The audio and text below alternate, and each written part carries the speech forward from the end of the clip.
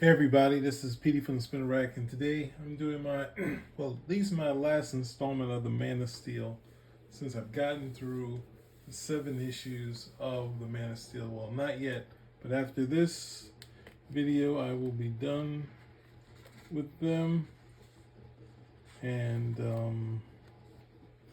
I left Batman and the Return to Smallville with Jor-El to be last, since this was the most drastically changed part of the Byrne version of the Superman mythos, right? So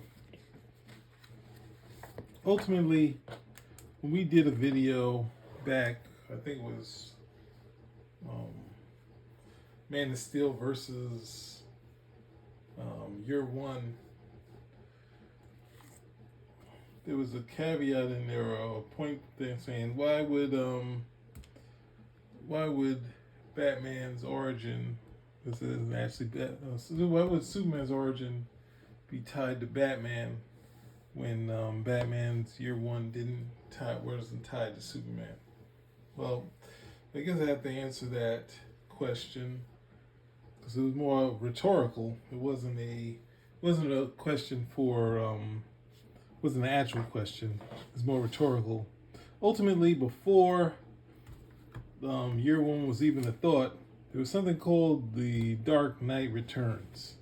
And in the Dark Knight Returns, they had a drastic change in the greatest friendship in comic books, right? Where we would have, of course, everyone remembers Superman fighting Batman, right? We'll have these people on opposite sides of the poles duking it out, right? And of course they duke it out again later. So in everyone's minds, the relationship of Batman and Superman was already there. So it's almost like we go from one, say, well, how would this relationship be changed? And not only that, there were 300 issues of the world's finest. 300 issues of Superman and Batman's friendship, of Batman getting on Superman's back and flying through the air to different things. So the dynamics was going to change. And this was, to me, the most drastic from anything we'd seen so far. I mean, outside, obviously, Byrne's thing for Jor-El and Krypton was just kind of make it timeless. With the headbands, they were a little like, a little more like with Flash Gordon type of deal. So we'll get to that later. We'll get to this one, right? Now, Batman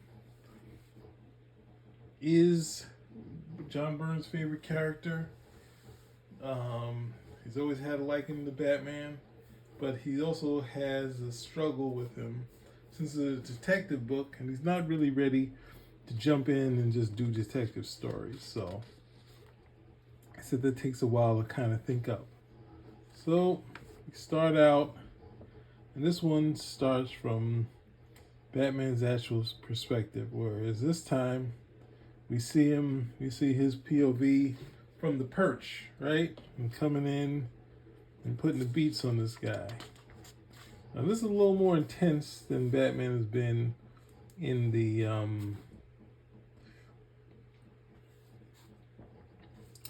comic books at the time, outside of the Dark Knight.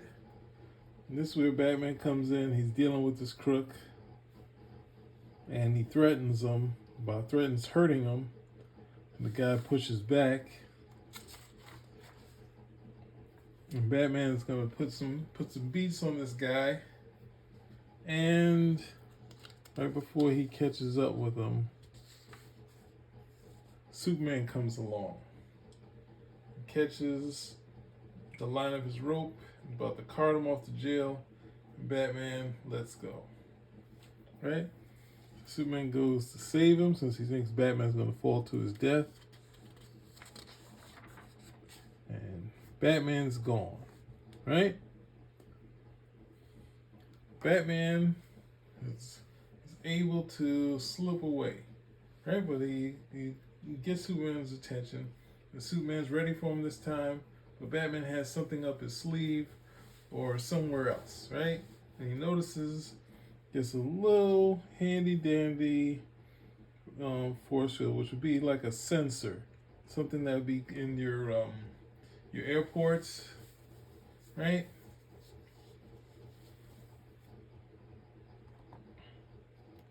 Like a metal detector, and it's set up to connect with him. So this is their first meeting, right?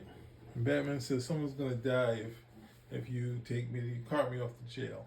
And it's like, what? You would do something like that? Batman gets to see this harsh. Now this is close to what Batman was when he was in the early things by Bill Finger and Bob Kane and Jerry Robinson, right? So Batman tells him a story about someone who, a jeweler that gets killed. And Batman's kind of on this case. And he's chasing after someone called Magpie. That's who he's right on the tail of. And the guy Batman was beating up, Bull, is getting cursed out by Magpie, right? So this is supposed to be like the wacky villains of Gotham. There's a bunch of them to go along with Two-Face and the Joker, right? And she's a little touched.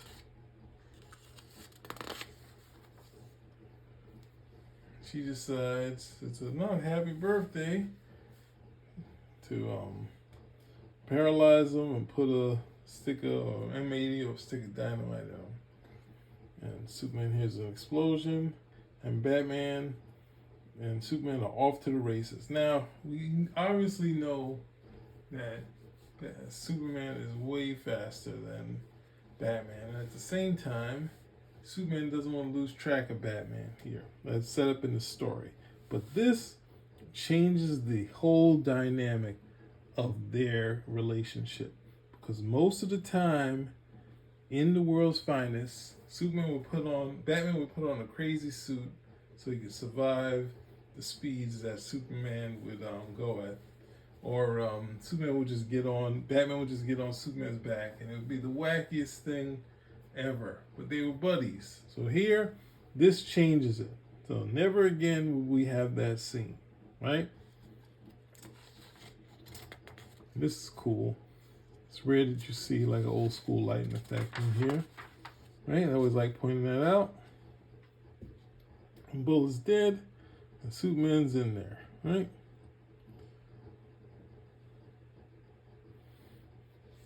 Batman catches the other one.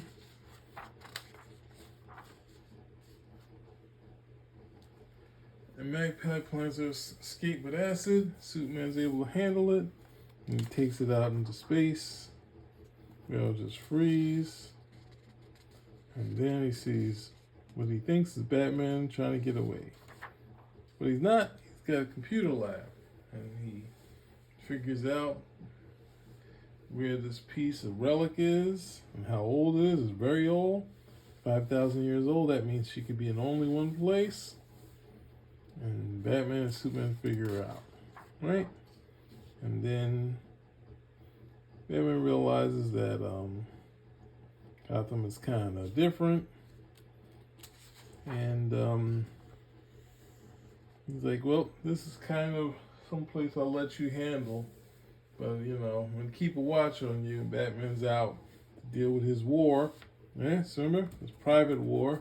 Go to the war that was in here, right? Where before, Byrne kind of showed it when Batman shows up the next time with Robin. He's kind of softened his ways, right?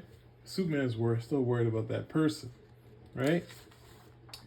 Of course, Batman wouldn't endanger an innocent person, so he meant himself, right? This is the classic. I think they also did in Star Trek. They said in another reality would be friends, as they were in 300 issues of what's the name. So this gives us a new dynamic. Of course, they slowly put them together, and they have Superman, Batman title. There's a bunch of those things, right?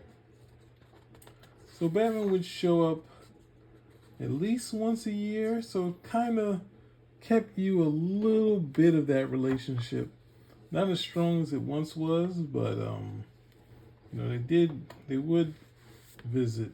So here is the return to Smallville. Now, one of the things that Byrne ran into when he was doing Man of Steel was that when they realized that his parents were going to still be alive, the news was like he's basically going to be running home to his parents, and that sent a wave through comics that, oh no, even though many people wanted Superman to bring up his viewmaster to view Jor-El, this idea of going home to the Kents and dealing with his problems was problematic for fans.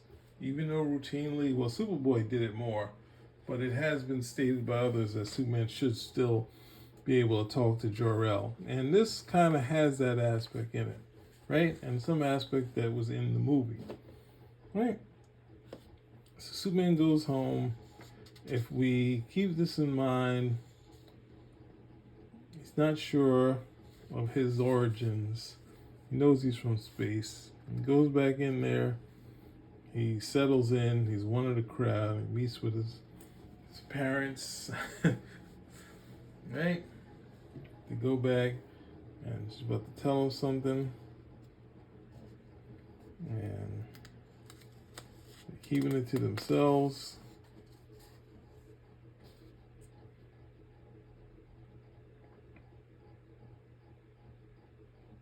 He's just catching up. They're not really solving his problems. Right? But they're just talking about different things.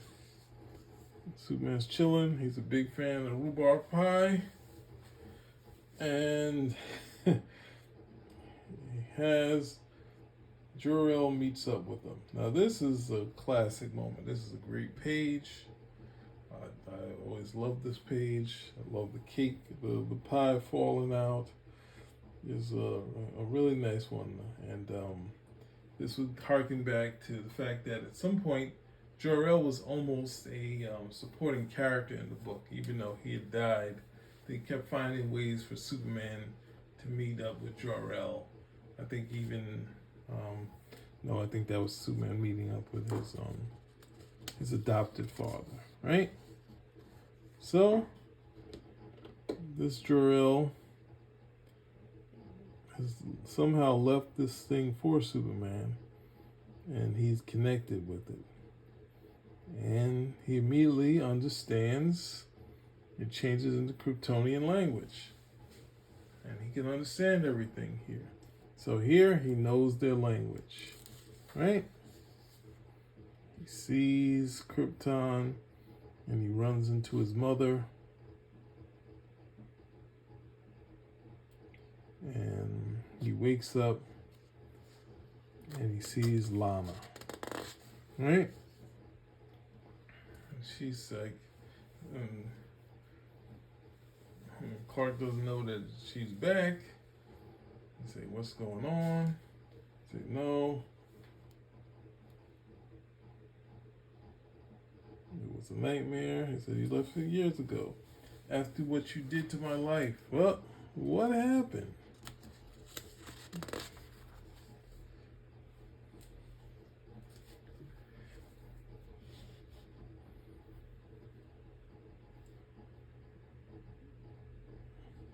And this always cracked up at this thing, which was real.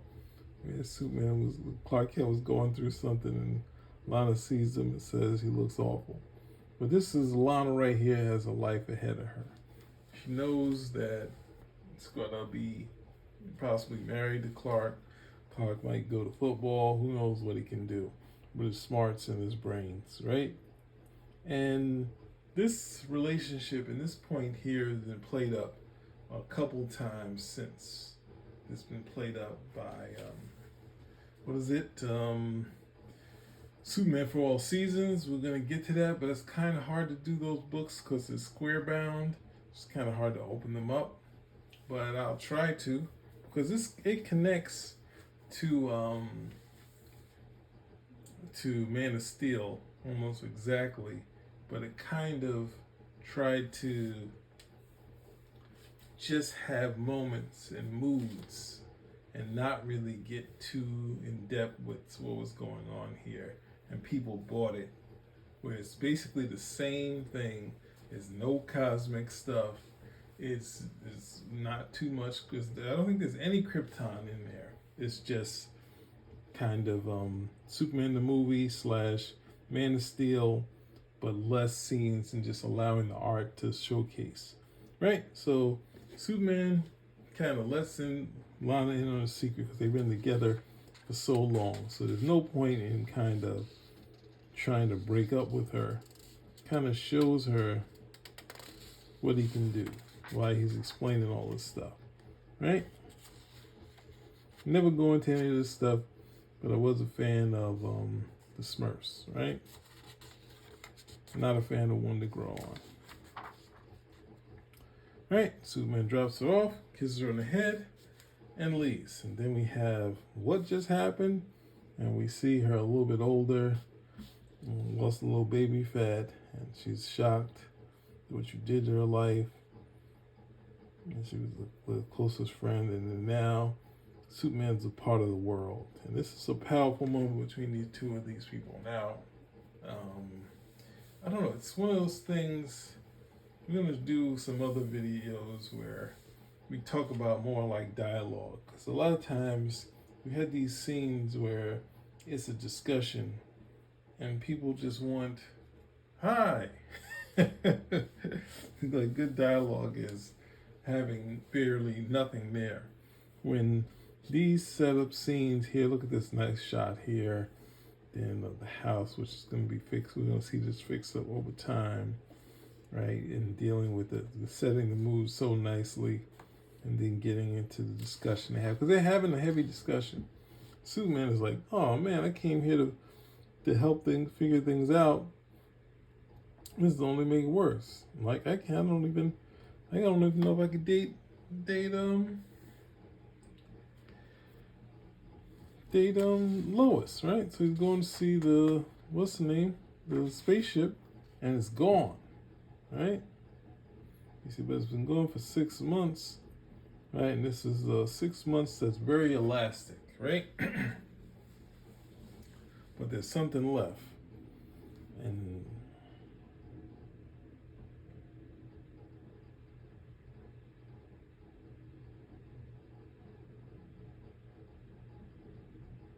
of course, there's some things, and he's giving them, and he says he's slipping away his humanity. He's learning all about Krypton, all the information that they need, and he's just feeding it into Superman, right?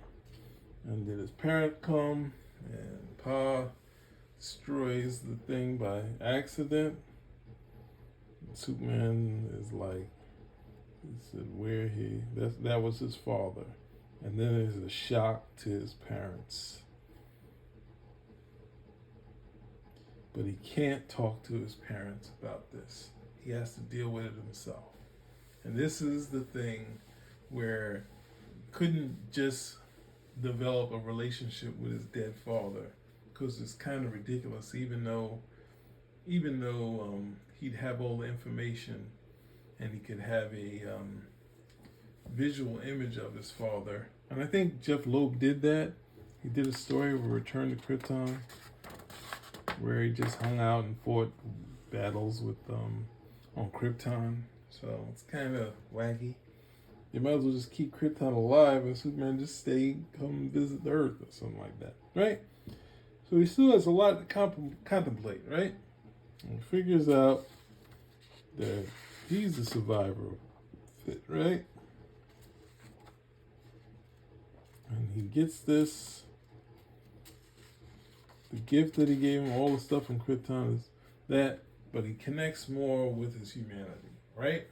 And this is not really the hard idea, right? Because it's all in his head, right?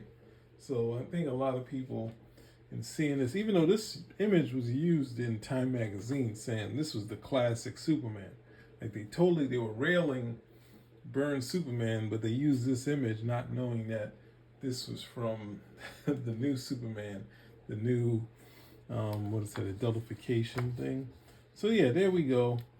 We have that, and just to show you that it wasn't over for Krypton, we have this, right? So when people say, "Hey, where's the imaginary stories?" There's your imaginary stories. Where's your Krypton stories? You want Krypton stories? No, you don't. We got Krypton stories, right? I think even who is it?